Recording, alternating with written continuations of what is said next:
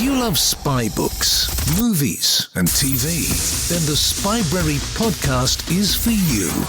Since 2017, host Shane Whaley and Spybrary field agents around the world dispatch reviews and interviews with authors, historians, and fellow spy fans. We discuss everything from John le Carré, Len Dayton, Paul Viddich, Graham Greene, Mick Herron, Charles Cumming, Ben McIntyre, and many more. Spybrary is available on all good podcast apps and at spybrary.com. Hello and welcome to episode 206 of the Spybrary podcast. Today we bring you an author interview with Andy Onyx. He's back. You might recognize Andy's voice from our epic James Bond book club editions. He has written a book called Like Dolphins. So the blurb, November 1989, London, Amsterdam, Berlin. A perfect Stasi marriage is rocked by receipt of a shocking heirloom, a haul of Nazi-looted masterpieces. All key to Operation Metatron, the sordid brainchild of Kremlin hardliner General Usov. The works are to be exchanged in Amsterdam for a narcotic shipment via art magnate and Soviet sleeper Chester Perpetual. Objective, an orgy of civil unrest in East Berlin. London receives intel on the plot from the otherworldly agent Oniwaban, with only a strange request for the handover of an antique Japanese artifact as recompense. The Barbell cell of BREAKSPEAR, St. John Bradley, and KESTREL, Jamie Wallace, are deployed even, on their 13th mission, Amsterdam, to infiltrate Perpetual's GDR, that's East Germany to you and I's, bound vice line, and make the trade with Oniwaban in East Berlin. What could go wrong? Beyond the wall lie the answers. Switched sides, sworn vengeance, a betrayal with unthinkable roots. Spy games cost. Will loyalty pay? Like Dolphins has been dubbed as Withnail and Spy. Trainspotting meets Cold War Espionage. It's the gritty third installment of the Barbell spy fiction series. And let's hear more about Like Dolphins from the man himself.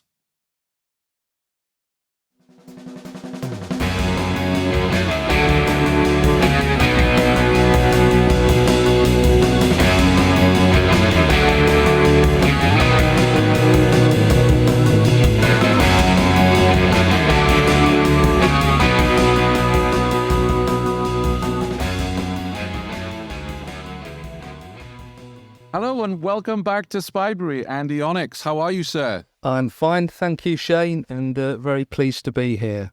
Very honoured, thank you. Absolutely, so am I. Excited to talk about your latest book. I read the blurb in the intro. Your latest book, Like Dolphins, is the third installment in the Barbell spy fiction series. So how does this book build upon the previous two, and what can readers expect from it?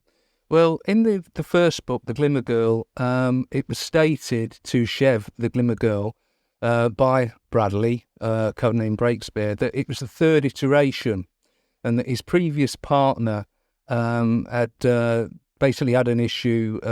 He was out of action, and it had been a psychological issue quite some time ago. So that story continued, but I was placed in a position where I wanted to revisit, and although I'd actually put that, it was like, well, can we examine what actually happened and where? So that was one strand, and the other was the line related to the story Like Dolphins, actually out of You Only Live Twice, which is partially set in Japan, and Bond says to Tanaka, one of your ninjas wouldn't last 5 minutes in East Berlin. So there were those two strands, and of course the issue or the challenge of writing a true Cold War spy story. So that gave me the three strands, to pursue the story of Like Dolphins. What had happened to KESTREL, Bradley's previous partner. So for those who haven't read your previous books, can they pick this one up and dive straight in? Yeah, Yeah, every book within this trilogy are standalones. They all contain answers and depth from the other books, but it's not constantly rammed down your throat that it is part of a series. You can start off with Like Dolphins, and then you can go back to the Glimmer Girl or go into Shamstone, which are all set in different periods. Yeah. Well, I have read all three. This is my favorite of yours. No surprise, really, when you consider it has a lot of East Germany in this book. There's a lot of Stasi in this book. Yep. You even have football in this book with Dynamo Berlin. So, but not just that, Andy. And I hope you'll take this feedback in the right way. I really feel like you stepped things up. I could see a maturity in your writing following you on this series. You seem to be getting better and better. Well, that's very kind. I mean, it's been pointed out previously. I think it was Michael Smith that said, if you aspire to be a writer, it's read, and then read some more. So maybe that's got something to do with it. We're all hopefully heading on a upward curve. But that's very kind of you to say so. But I would also probably add to Mick Smith's comment is that it's also write and write some more, right? Yeah. You don't become a good writer by thinking about it. Yeah. It's like, I'd love 6-pack abs. I think about it all the time, but until I get in the gym, it's not happening, right? Well, I think the other 6-pack tends to get in the way, doesn't it? So. Yes, absolutely. So I'm curious because one of the strap lines in your marketing for this book is Trainspotting meets Cold War Espionage. What do you mean by that exactly? Well, Trainspotting really that relates to the hedonistic trail that the guys undertake, because they wind up in Amsterdam. They're given the briefing in London about what lies ahead, and they head to Amsterdam, and the story does involve a narcotic trafficker and so forth, and with a cool name, right? You're going to share his name with us? Dolphin. Yeah. So he's their handler. He's actually a conduit, because within this universal, within this story, Barbell is a side project of SIS to deal with unexplained phenomena. And there's recently been a new chief installed, Sir Callum, and he wants to distance himself from this kind of stuff. So that's why he introduced Dolphin as a conduit to keep it away from Century House, keep it at arm's length, if you will. Yeah. But the narcotics dealer is Chester Perpetual? Yeah, Chester Perpetual. Yeah, he's the guy over in Amsterdam. He's actually of Kenyan heritage, and he's been kind of cultivated from the remnants of the Mau Mau rebellion by Red Money or by the Soviets. So he's a sleeper agent within the establishment of Amsterdam, within the arts establishment. But the other side of him is very dark indeed. Yeah. Excellent. I want to actually just read the opening to your book. Yeah. I love that first sentence. Something was rotten in Highgate. Indeed. Since Halloween, everything was slowing down, darkening, dying. The scent of decay rose not only from the fallen leaves and shortening days, but a decade standing at death's door, the 1980s, the 80s wheezing their last changes. How much time do you spend on the opener? I always wonder with authors, right? Because is it the same as, if you write a newspaper or a magazine article, you've got to have the lead, you've got to have the nut graph, you've got to have okay, someone may be looking at this in a bookshop and read that first page. Do you feel pressure that page has to be spot on to encourage people to go buy the book and read on? Well, yeah, absolutely, because, people aren't going to trust you if you are expecting them to get 10 pages in or a chapter in. But in this case, I don't tend to write in a linear manner. I have a map of characters. I'll develop different parts, and then from there I may have scenes set further along, and then go back to do the actual intro. And I think that was the case with Like Dolphins. that we'd had the meeting with Dolphin down in Highgate Cemetery there, then back to the Raj tea rooms, and then from there I began the opener. And there's quite an iconic location in the book, the Raj tea rooms. Do they exist in the real world? They did, Andy? do. They did do. I frequented them quite a few years ago, but now I completed the book and had a walk up to Highgate, as I've often done, or often do, and looked up, and the sign magically, incredibly, is still there. So any spybrarians that are engaged by the book and find themselves in North London, they can go up the hill and just look along the buildings to the side of Highgate Village, nice and high, and they will see that sign there, the Raj Tea Rooms. They're not operational any longer. I just think it's the building's been repurposed, but the sign is there. So that was a nice surprise for me on completion. Nice. I'll have to go visit on my next visit to London. Yeah. And go to some of those, how do you describe them in the book? Hostile to strangers pubs. Local pubs for local people. Right. For me, one of the central themes in Like Dolphins is an idea of betrayal. Yeah. Why did you choose to explore this theme? And how did you go about writing about it? Well, it's at the core, really, of historic Cold War spy fiction, isn't it? I mean, if we sort of ring a bell with the first mention of another author, if we were talking about Le Carré, who frankly, I haven't read a lot of his stuff, but if you were to use three words about, or three themes concerning his books, probably one of those words would be betrayal, wouldn't it? So generally Definitely. within actual Cold War spy fiction, I think it's generally a key stepping stone. But I was determined to avoid the word mole. Yeah, so Yes, absolutely. One of the unique aspects of your spy fiction is that use of real-world locations, events, even football teams. So how did you go about researching, especially the old East Germany and the Stasi? How did you go about researching that? Well, I had the sources. I went across all media, really. So there was the written material. We've got a great piece of work here, Stasiland by Anna Funder. I also read Checkpoint Charlie by McGregor, which is very good.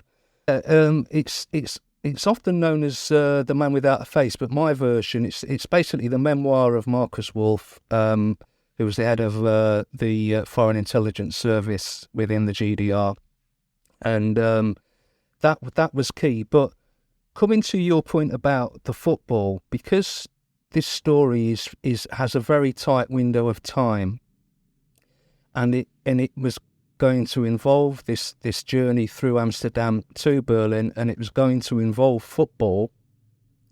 There was a key game between Monaco and Dynamo Berlin, so everything tied in. There are no point if we took that game out, that a vertebra of the whole spine would collapse. And from that, we also had, within that time period, the culture of football hooliganism Europe-wide, but especially here in Britain, and the drivers within that, which were casual clothing and obviously tribal violence. And at the briefing at the beginning, Dolphin does state that there's been an intervention, or the threat was abated by, let's say, how can we put it? Chemical intervention.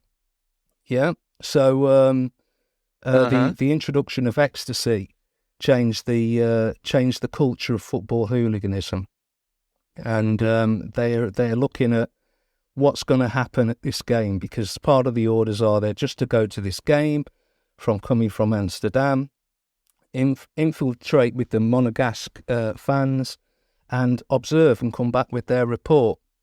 So, I mean, are you staying with me on? I mean, you've read the book, but we got sort of, Yes. if these ingredients make sense within the time frame, you know? Well, they absolutely do, and that game took place in '89, Absolutely. and you can even watch some of it still on YouTube, believe it or not. So it's, again, we're lucky to have that. And it did go off at the end. But, you know, as someone who studied a lot of the... it did go off at the end. There was a lot of violence after that game, you know. It's historical fact, you know. I don't know much about that. I'll have to go do my own research. I have to get my East German football hooligan books out and read up on that. But that's, again, what I love about reading spy fiction, is it often leads you into fact, where you go and read about events. So thank you for increasing my learning there on another aspect of East German society. I mean, we fictionalized it a bit. Your book features a diverse cast. Yeah. Of course. Yeah. So your book features a diverse cast of characters. Like, how do you go about creating characters that are believable yet also unique and interesting? Well, starting with that cast, we have St. John Bradley, BREAKSPEAR, again originating in the Glimmer Girl. He had a brief military career that ended in tears. He's the godson of Maurice Oldfield, and thus that was his entry into SIS. So I brought along KESTREL as almost like a foil within the Glimmer Girl. He was the guy that discovered him. There's almost like a burnt offering in the Tunisian embassy, and he was tasked by Oldfield to bring him back, and was part of BREAKSPEAR's rehabilitation. And we just touched a little bit in the Glimmer Girl that Barbell is reformed, and KESTREL and BREAKSPEAR, Bradley and Wallace, are going to be working together.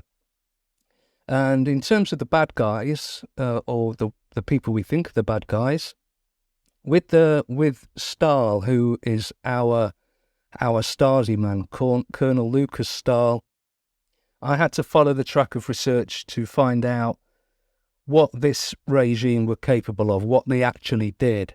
And then we found out about Dynamo Berlin, and then it glued together that this guy is almost like his day job is a Stasi officer, and his part-time passion is Dynamo Berlin. He's a hooligan under an assumed identity, the top boy of Dynamo Berlin. And again, that links into the fact that Milka himself was a Dynamo Berlin fanatic.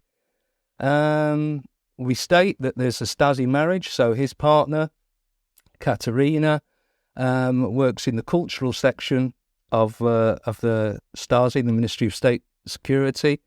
And I mean, you know what happens, but she's not all that she appears, is she? So and then from there we've got an agent there, Oni Waban, who reveals herself as the story moves along. So it's I've spoke for 2 minutes, and I'm not sure I've answered your question. So I don't know. I just look for. I guess it's. Yeah, I just look for characters that just complement one another, and in a way that there is conflict. I don't mean necessarily conflict in a physical sense, but there's a tension between all the characters when they're in one another's presence,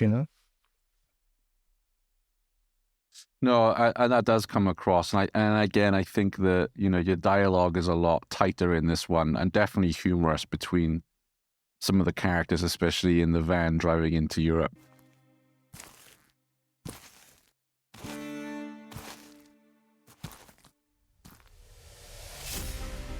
Are you on the hunt for your next thrilling spy read?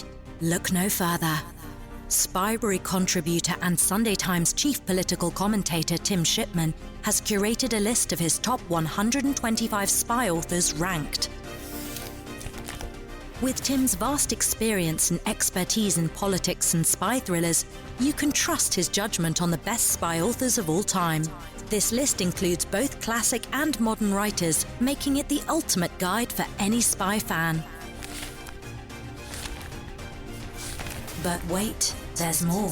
Tim also recommends which book to try first from each author, And he shares his favourite book from each of them too, so you can dive right into the best of the best. Ready to get your hands on Tim's list? Head over to spybrary.com/top125 to grab your free copy now. Don't miss out on the ultimate spy reading list. Visit spybrary.com/top125 today. Tell us a little bit about the scenes at the farm in Amsterdam. Well, there are pit stops, let's say, or RV points, and the first point that BREAKSPEAR and KESTREL have to do is they have the first RV in the centre of Amsterdam with the agent Fantasia, and from there they get instructions to go to a place called Terrar, and a scene unfolds, and what I wanted in this scene is the opposite to a super spy scenario or a super spy action scene. So a lot of things that you would think that a Bond character or a Bourne character would do, certain moves they make that you think are going to be successful. The question was, what happens if that doesn't work? What happens if that shot misses? What happens if that punch misses? And that's the way it flowed. It's all very instinctive. Once I write the characters, I put them in a situation, and put a grenade in the room or whatever. They kind of write themselves. So that setup, that burst of action, it just off it went. It just wrote itself. Yeah. Yeah. And it's very memorable scenes, and we're not going to go into today. Go buy the book and find out.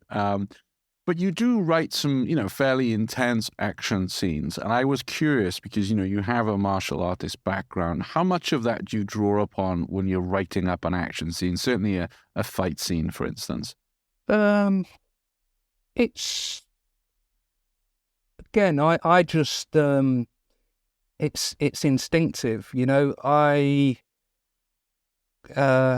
say this without coming across like I'm blowing my own trumpet, but I understand. I know the real physical dynamics, applied physics, if you like, of a combat situation, and it's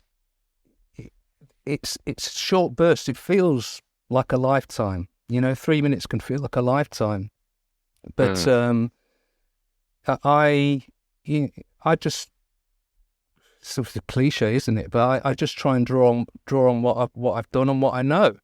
A misspent youth, if you like. But I don't know if it works. You know if it works or not.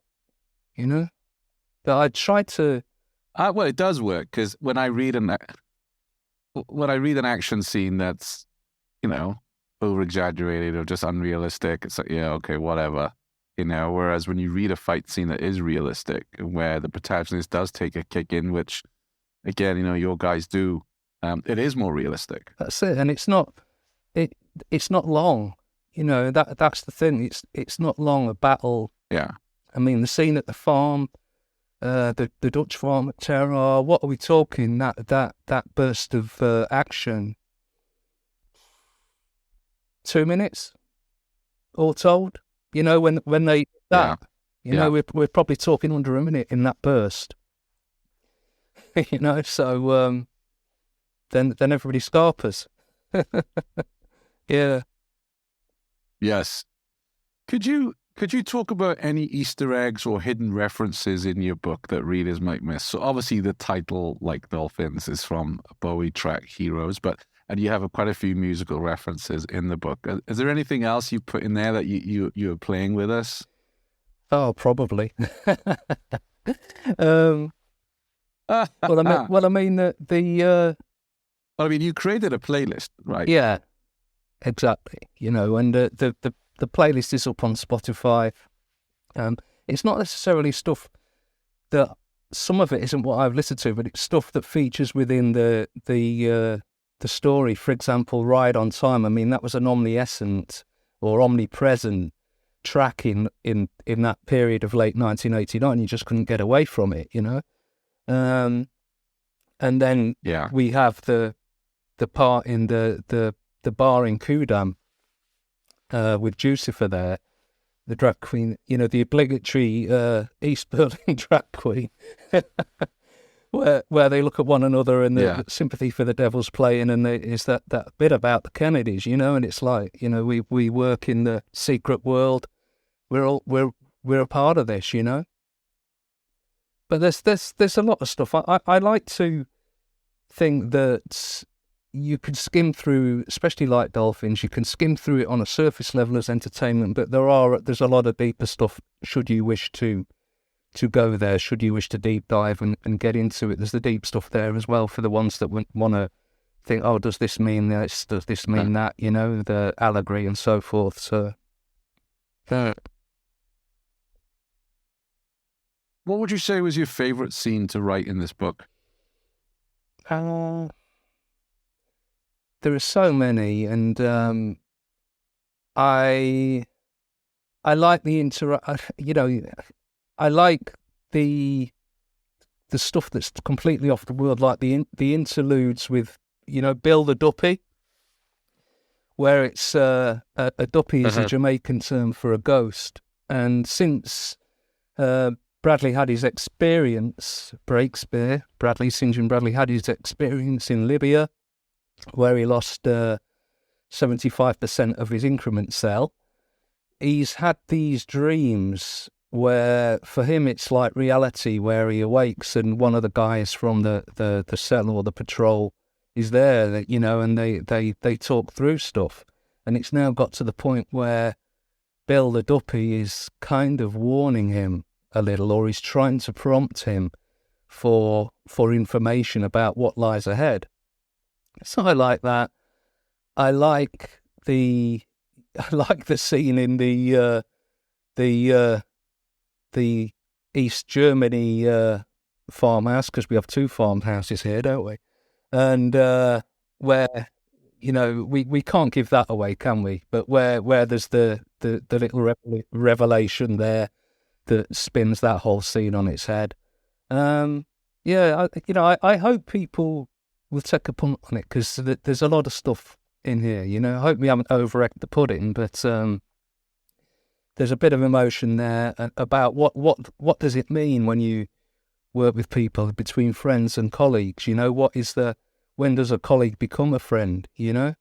What are our responsibilities? Yeah. And who ultimately are we working for?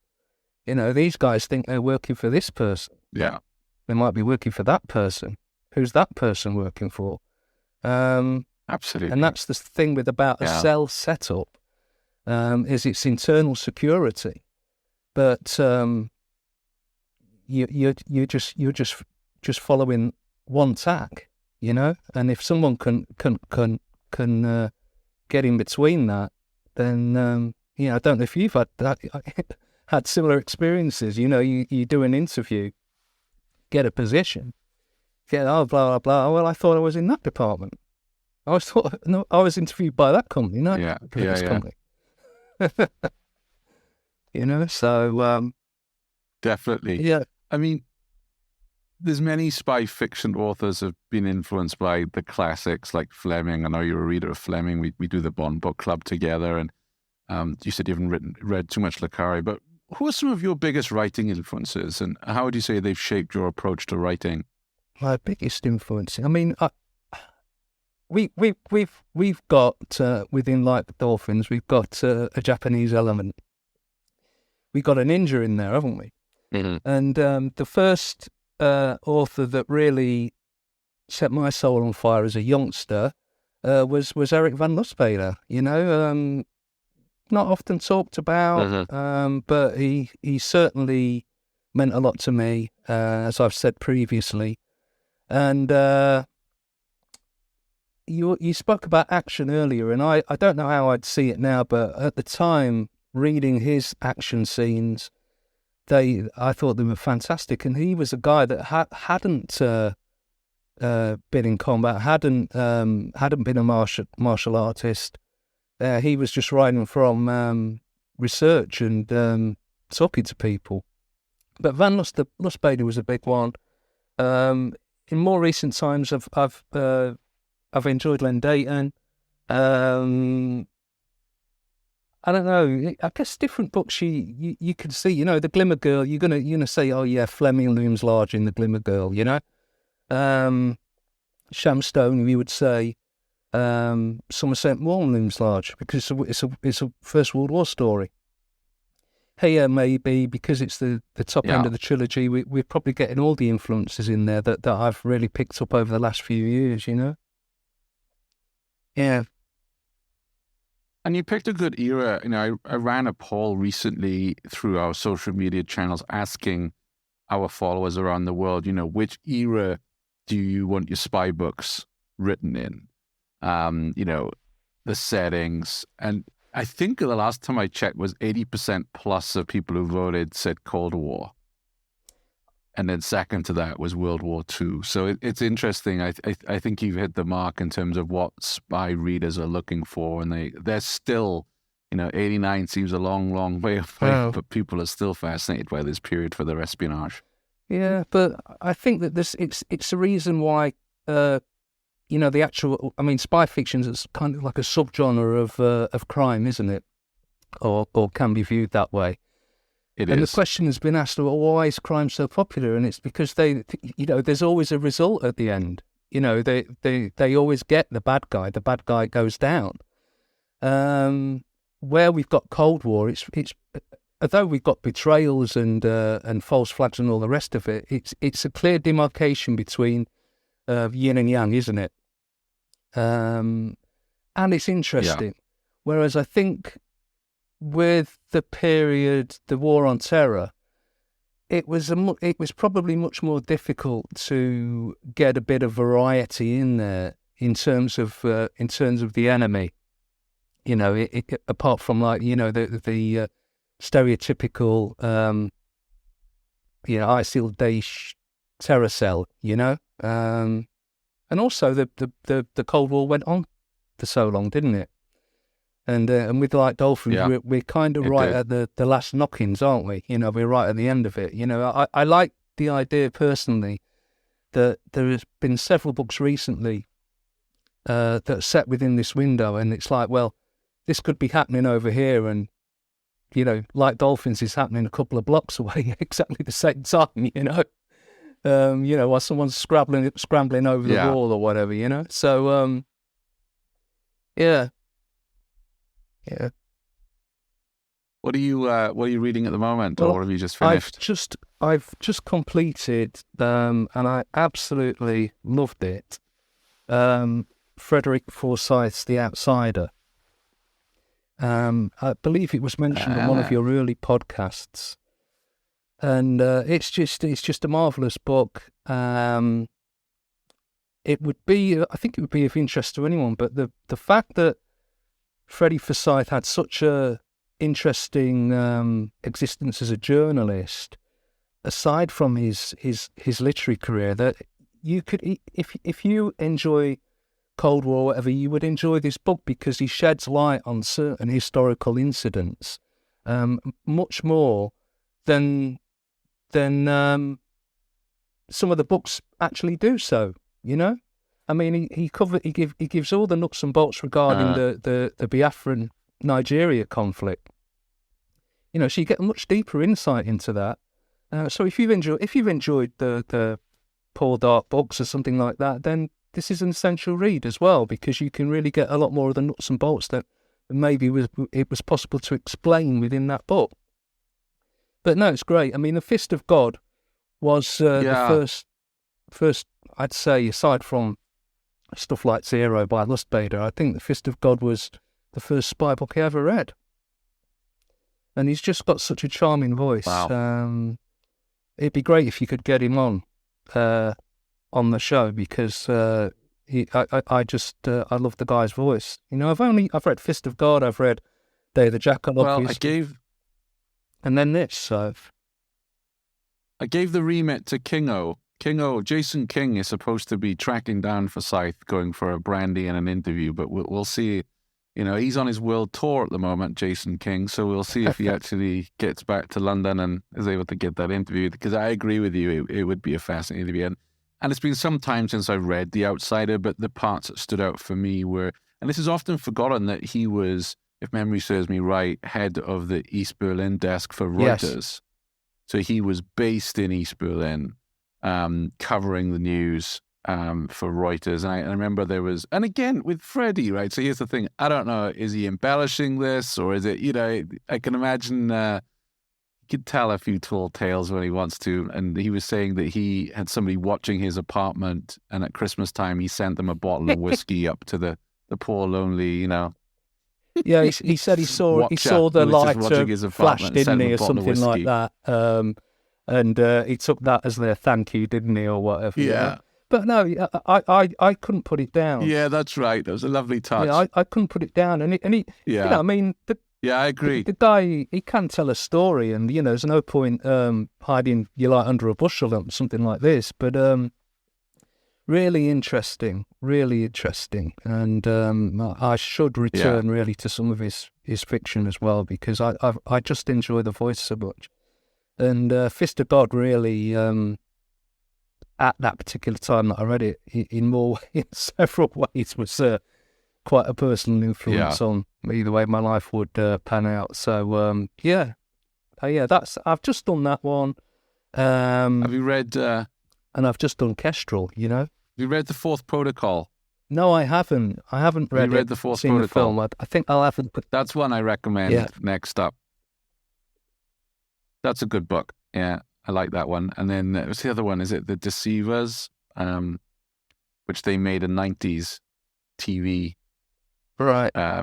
series. I think it was called something like Freddie Forsyth Presents. Yeah. And the main actor, whose name I can't remember, looks exactly like Alistair Campbell.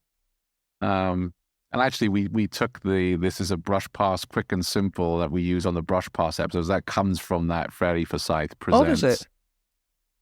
All right. Yeah, I nicked it off that because he talks about a quick, brush pass. I think Freddie would love to sit down with Mr. Craggs and wax lyrical, So, yeah, it's the call is out, isn't it? It is out. And, he's getting on in age, right? Mm. So this is the thing with a lot of these authors. We'd love to have them on. Alan Howard was the name of the actor. All right. Because he also played Jack Brotherhood in a Perfect Spy TV adaptation. So, right. Yeah, absolutely. Well, Andy, I really enjoyed the read. As I said, I'm not blowing smoke up your rear. I really felt you'd stepped up your writing from the other two. So that what Mick Smith was saying about reading and reading, we know you're doing a ton of reading, but you're also doing a ton of writing. And I definitely saw... I'll pick my words carefully. I'm not to say your other two were bad. I just felt there was something of, it's like when you see a footballer come out and wow, they've improved. I really felt that with this book. Well, that's very kind, and I enjoyed writing it, and I hope everybody else gives it a go and enjoys reading it. Where can they order the book, Andy? It's on Amazon as paperback and Kindle and ebook, So if you Google Like Dolphins Andy Onyx, you'll be able to get hold of it. Strap yourself in. Yeah, strap yourself in. We will add that to the show notes because you might be out there right now walking the dog or at the gym or evading your tail. When you're back online, go to spybrary.com/206 and we'll have all the links and resources. Andy, thanks a million for coming on the show to share more about your work. Is there another one in the works? What are you working on next? Well, there's the direct sequel to Glimmer, which is working title Blue Mink, and I'm just waiting which direction I go with this, because which characters I bring back. How we frame it, do we set it in Ireland or do we set it in Kenya? There are those questions, but I'm just going to let the dust settle, let people enjoy this one, and then we will get stuck into Blue Mink. Yeah. The return of Chev the Glimmer Girl.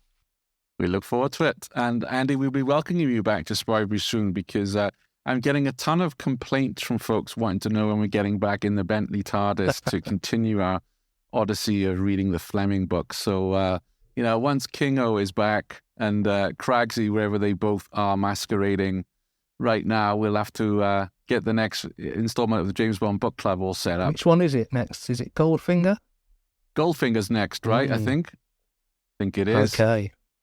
I haven't read that in quite a few years, so I look forward to getting back into that one. I haven't done Goldfinger, so I'll be getting hold of that. Apparently there's a bit of golfing in here, isn't there? So I can't play golf. I couldn't hit the ball.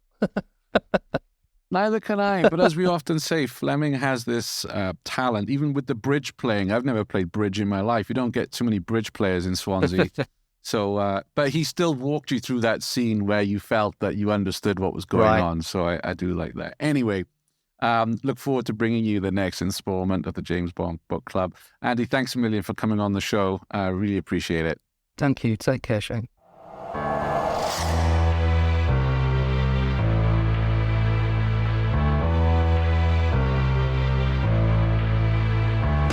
Thanks for listening to the Spybrary podcast. You don't have to wait for the next episode. Join the conversation happening now at facebook.com/Spybrary and on Twitter @Spybrary.